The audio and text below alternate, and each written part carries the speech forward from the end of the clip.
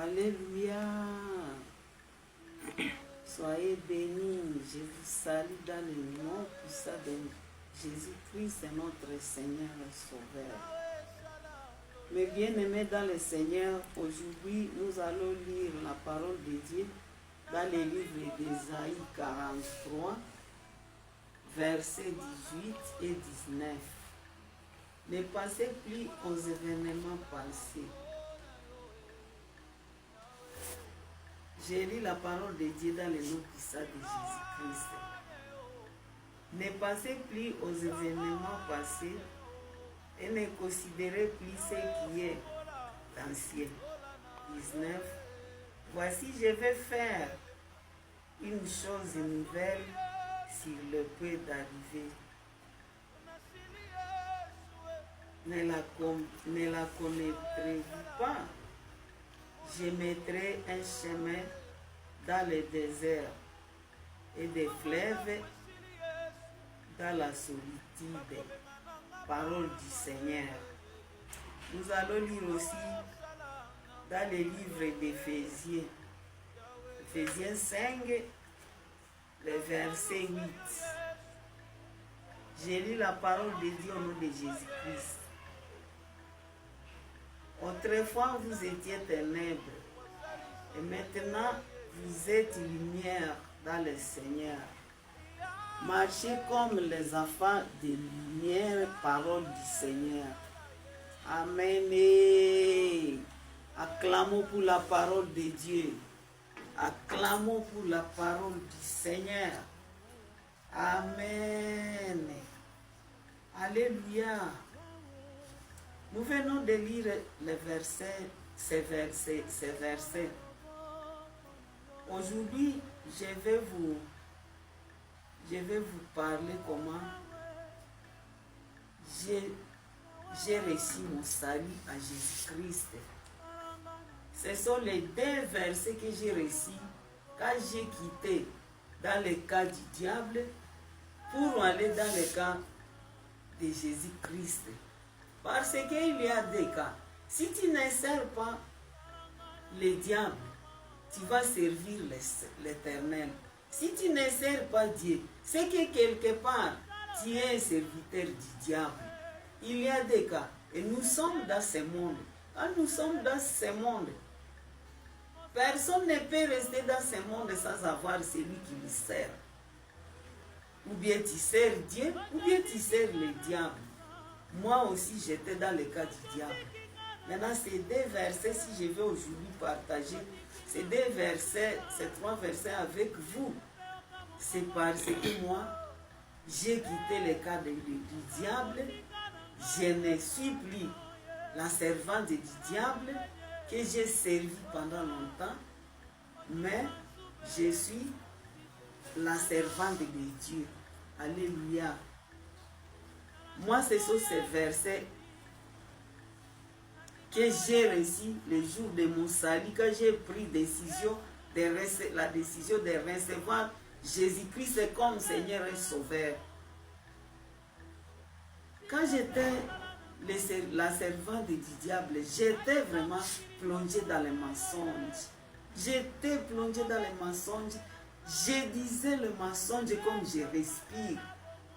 J'ai trompé les gens. Pour avoir de l'argent, il faut tromper. J'ai travaillé même, j'avais une pharmacie, j'ai travaillé dans ma pharmacie, dans le mensonge. Je ne disais pas la vérité. Maintenant, aujourd'hui, je vais d'abord parler pour ces messages. Je servais le diable. Je n'avais même pas la joie. Je n'avais même pas la paix. Maintenant, lorsque Jésus-Christ m'a rencontré, mes bien-aimés dans le Seigneur, il faut savoir les jours où tu as rencontré Jésus. Moi, j'ai été malade. J'ai été malade de l'appendicite. Maintenant, il a fallu qu'on me fasse l'opération. Qu'on me fasse l'opération. Maintenant, quand j'ai regardé combien de fois je suis dans les mensonges, j'ai dit, comment je vais crier à cause de l'anesthésie maintenant, je vais dévoiler mes secrets parce que j'ai trompé les gens. Je prenais l'argent de quelqu'un, même si tu me donnes tes médicaments dans mon pharmacie, je vais vendre, je vais utiliser ton argent, je vais envoyer encore ton argent ailleurs pour acheter d'autres produits. Je te dirai que je n'ai pas encore vendu. Au moment où j'ai vendu ton produit, j'ai vendu, maintenant j'ai utilisé l'argent, je te paie à compte-goutte. Par le mensonge, j'ai dit, oh, il n'y a pas de clients. Pour le moment, les clients n'achètent pas, mais j'ai travaillé avec ton argent. Et c'est là pendant beaucoup des années. Pas une seule personne, beaucoup de gens venaient me déposer leurs produits, mais je le faisais comme ça. Maintenant, quand j'ai su qu'on va m'opérer, j'ai dit, je vais dévoiler les secrets. Maintenant, j'ai fouillé l'opération, mais la maladie était toujours là. La maladie me menaçait. Jusqu'à ce que mon mari me dit, va à l'hôpital. Je trompe aussi les médecins que mon mari n'est pas là, il ne faut pas m'opérer. Je vais d'abord parler à mon mari, je vais d'abord l'appeler que je serai opéré. Je rentre encore à la maison. J'ai souffert toujours jusqu'à ce que mon mari m'a amené à la maison. Quand il m'a amené à la maison, quand il m'a donné une fille de m'amener à l'hôpital, une fille qui travaillait chez moi. Maintenant, je suis allée à l'hôpital. Comme mon mari savait que j'aime souvent suivre à la radio cassette les chansons de Dieu, il a mis dans mon sac les cassettes qui contiennent les chansons de Dieu. Maintenant, j'ai suivi une chanson qui dit, vivre avec Jésus, c'est vivre dans la paix. Il faut chercher à vivre avec Jésus pour avoir la paix. Moi, j'ai dit, moi, je n'ai pas la paix du cœur, malgré que je travaille avec l'argent, beaucoup d'argent, j'ai beaucoup d'argent, et j'utilise aussi l'argent de ceux qui m'amènent leurs produits, mais je n'ai pas la paix du cœur. Donc, vivre avec Jésus, il faut, tu auras la paix, j'aurai la paix. Maintenant, je me suis posé la question, j'ai dit, si j'ai pas, si on m'opère, je n'ai pas la paix. Jésus-Christ, donne-moi la paix du cœur. Donne-moi la paix du cœur. J'ai commencé à pleurer à partir de cette chanson. J'ai béni le Seigneur pour ceux qui chantent pour l'Éternel. Parce qu'en chantant, leurs chansons sauvent beaucoup de personnes. Moi, j'ai été sauvé par la chanson. Jésus-Christ seul m'a cherché par la maladie de l'appendicite. Maintenant, lorsque j'ai chanté cette chanson, j'ai chanté. Avoir Jésus-Christ, c'est avoir la paix. Avoir Jésus-Christ, c'est avoir la paix. Maintenant, j'ai cherché comment avoir Jésus-Christ. Dans la même nuit-là, j'ai commencé à pleurer. J'ai dit, Seigneur, moi aussi je vais te trouver. Je n'ai pas la paix du cœur. Je n'ai jamais eu la paix du cœur. J'ai toutes choses dans ma maison. J'ai tout. Mais là, je n'ai pas la paix du cœur. Maintenant, j'ai commencé à pleurer. J'ai prié, Seigneur, avant que les médecins me touchent pour me faire l'opération, Jésus-Christ vient. Opère mon cœur d'abord. Entre dans mon cœur. J'ai pleuré. Et la douleur d'ailleurs s'est arrêtée quand je pleurais. J'ai pleuré amèrement. Quand j'ai pleuré, effectivement, Jésus est bon. Si tu l'appelles et si tu le reçois dans ton cœur, il viendra te visiter et il fera ce que tu le demandes. Jésus est entré dans mon cœur. Le lendemain matin, il a fallu qu'on m'amène dans la salle d'opération. Quand je suis arrivé là-bas, on m'a opéré. Quand on m'a opéré, on a enlevé l'appendice. Maintenant, même sur les lits de la salle d'opération, directement, j'ai retrouvé la connaissance. Et je suis rentrée dans la salle, dans la chambre. Quand je suis rentrée dans ma chambre, moi je n'ai pas crié comme d'autres malades. Parce que Jésus-Christ savait que ce n'est pas l'opération du médecin, mais c'est l'opération de mon cœur. Maintenant, quand je suis revenue de là, je n'ai même pas crié. C'était le mercredi. Le samedi, je suis rentrée à la maison. Et là, vraiment, je ne sentais même pas de douleur. Comme j'étais agitée de ce que j'ai demandé à Jésus-Christ d'opérer mon cœur et d'entrer dedans. Jésus était dedans. J'ai cherché où peux-je aller à la prière. J'ai commencé à chercher où aller. Maintenant, je suis allée à la prière qui était près de moi. Je suis allée au catholique. Quand je suis arrivée là-bas, c'était la période de neuvaine. Maintenant, le prêtre a demandé, qui est en train d'attendre Jésus-Christ? Qui attend Jésus-Christ qu'il va naître dans sa vie? Qui a déjà reçu Jésus-Christ? Jésus-Christ est né dans la vie de qui? Maintenant, moi, je ne me trouvais nulle part. Jésus-Christ, quand les gens soulevaient leurs doigts, moi, je restais calme.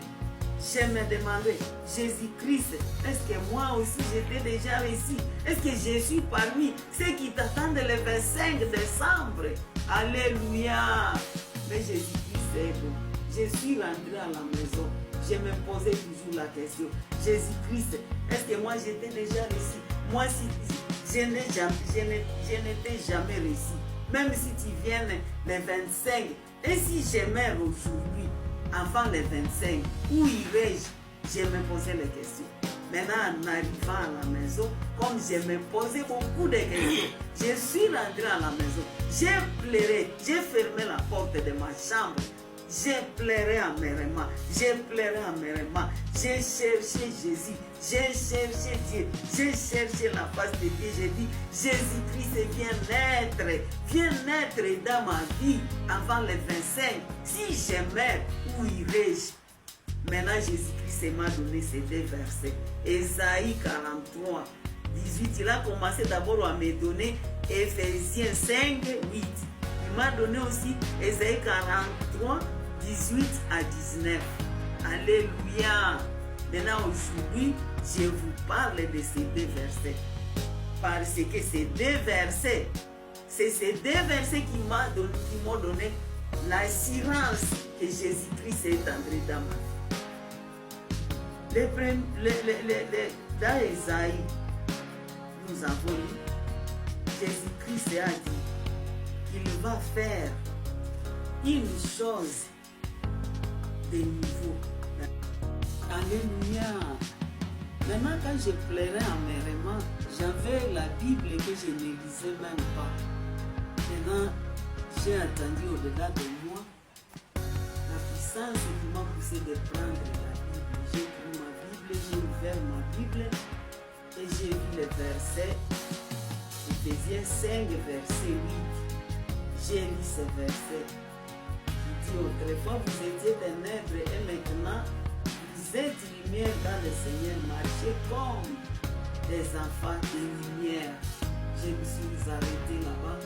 Maintenant, au-delà de moi, j'ai dit, donc, si j'abandonne les ténèbres, autrefois j'étais ténèbres. Il faut maintenant, je suis lumière. Donc, je dois marcher comme la voie de la lumière. J'ai pris la décision, j'ai dit, Jésus, je sais que tu es la lumière. Maintenant, toi, la lumière, entre dans ma vie. Moi, je vais marcher comme un enfant de la lumière. J'ai pris ma décision. J'ai commencé à dire en Jésus, je suis devenu lumière. Je ne suis plus ténèbres. J'ai confessé dans ma bouche. J'ai parlé. Quand j'ai parlé, même une fois j'ai parlé, maintenant, Jésus-Christ lui-même a essuyé mes larmes. Maintenant, j'ai pris encore ma Bible. J'ai commencé à lire. J'ai ouvert la Bible. C'est maintenant que j'ai rencontré le verset Ésaïe 43, 18 à 19.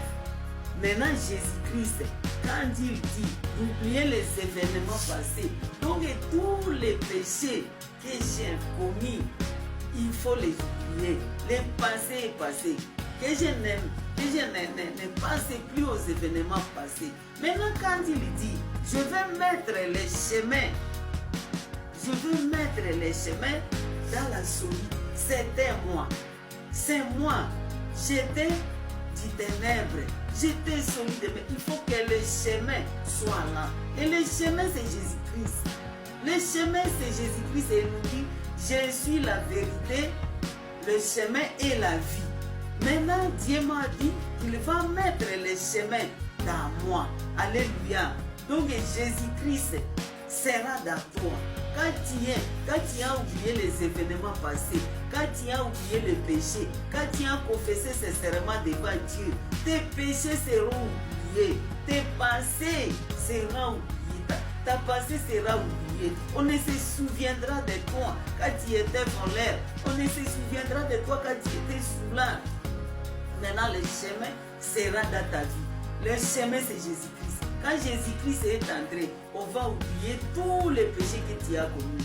Et toi aussi, tu vas oublier. Maintenant, quand il dit, je vais mettre les fleuves dans les déserts. Les fleuves, c'est l'eau. Les fleuves, c'est l'eau. L'eau, c'est la vie. L'eau, c'est Jésus-Christ, la source de vie. Maintenant, Dieu mettra les fleuves dans les déserts. Les déserts, c'est quand tu ne connaissais pas Jésus. C'est le désert. Le désert n'a pas de l'eau. Le désert n'a pas de vie. Donc quand tu es dans le désert, tu ne peux pas trouver de l'eau. Mais Dieu dit, comme les événements sont passés, comme les péchés, tes péchés sont oubliés, maintenant il mettra dans ta vie l'eau. L'eau que tu n'avais pas. L'eau, c'est la parole de Dieu. Tu commenceras à parler à Jésus-Christ. Tu commenceras à évangéliser. Tu commenceras à parler de Jésus. Tu commenceras à prêcher les autres. Maintenant, c'est ce que j'ai fait aujourd'hui. Parce que Dieu a mis les chemins dans ma vie. Les chemins, c'est Jésus-Christ. Parce que j'ai accepté Jésus-Christ comme Seigneur et Sauveur. Et toi, quel est ton témoignage? Tu as déjà réussi. Jésus-Christ est dans ta vie. Tu as déjà pleuré à cause de tes péchés amèrement. Moi, ce sont ceux qui ont chanté. La chanson, c'est la chanson qui m'a sauvé. J'ai cherché la paix. Et aujourd'hui, j'ai la paix. J'ai la paix d'hier parce que Jésus-Christ, c'est la paix. Moi, j'ai la joie. Moi, je témoigne de Jésus-Christ. J'étais soulard comme les autres. Maintenant, ma vie, Jésus a changé ma vie. Quand il est entré, je ne pense plus aux événements passés. Je ne pense plus à mes péchés, car mes péchés sont pardonnés. Et toi aussi, ne pense plus aux événements passés. Jésus pardonne et il oublie. C'est pourquoi il nous dit, je vais mettre les chemins dans la solide. Je vais mettre des fleuves dans le désert. Toi qui étais désert, maintenant les fleuves seront là. Les fleuves jailliront dans ta vie. Et c'est Jésus-Christ. C'est l'eau vive. C'est l'eau de la vie. Alléluia. Que l'Éternel bénisse sa parole.